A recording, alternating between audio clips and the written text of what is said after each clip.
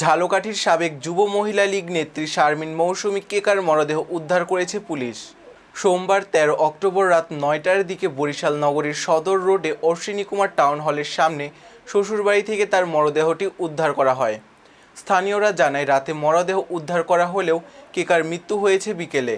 তাছাড়া মৃতদেহের বিভিন্ন স্থানে ক্ষতচিহ্ন রয়েছে বলে জানিয়েছে পুলিশ। তার রহস্যজনক মৃত্যু ঘিরে নগর জুড়ে আলোচনার ঝড় বইছে। নিহত কেকা বরিশাল নগরের সদর রোড এলাকার হিরণ আহমেদ লিটুর স্ত্রী ও ঝালকাঠি জেলা যুব মহিলা লীগের সাবেক সাংগঠনিক সম্পাদক। তিনি সাবেক মন্ত্রী আমির হোসেন আমুর ঘনিষ্ঠজন বলে পরিচিত। এদিকে নিহতের স্বজনদের অভিযোগ কেকাকে তার শ্বশুরবাড়ির লোকজন হত্যা করেছে। মৃত্যুর খবর চাপা রাখতেই তারা কাউকে কিছু জানায়নি।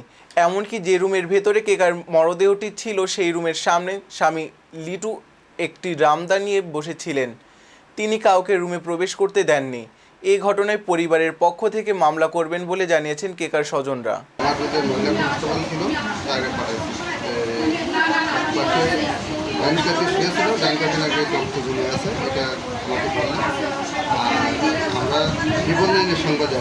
এখানে আসে প্রথমে আমরা বাসায় ঢুকতে পারিনি।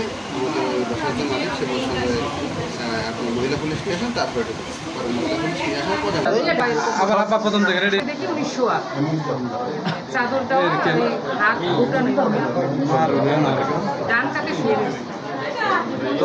ধন্যবাদ। শারমিন মৌসুমী কেকা বয়স ৪৪ বা ৪৫ হবে। ওনার লাশ পাইছি, লাশ পাওয়ার সংবাদ পাইছি। আমরা লাশ উদ্ধার করছি, বাসায় আছে এখন পর্যন্ত।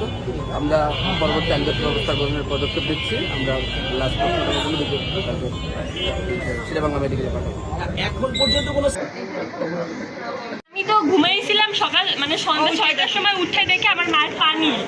তারপরে আমি উঠে মানে ঘুমটা দেওয়া ছিল, ওইটা উঠে গিয়ে তাকে আমি উঠাই, না মা ওঠো ওঠো। তারপর তো দেখলাম যে মারাই গেছে, মানে শিওর হইলাম মারা গেছে। তারপর বাবাকে যে উঠেছে, তারপরে সবাইকে ডাকলাম। আর কিছুদিন আগে ও ঢাকায় ডাক্তার দেখাই আসতো।